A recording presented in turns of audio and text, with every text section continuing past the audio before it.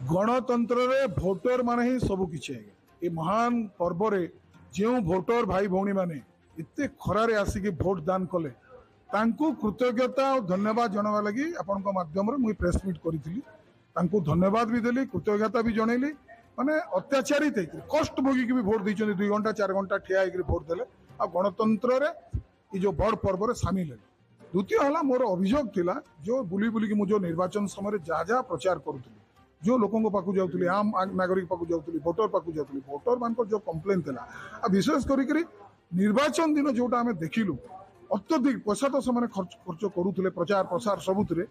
से भोट दिन इलेक्शन आग दिन आ भोट दिन नोट फॉर भोट कले जो द्वारा कि मत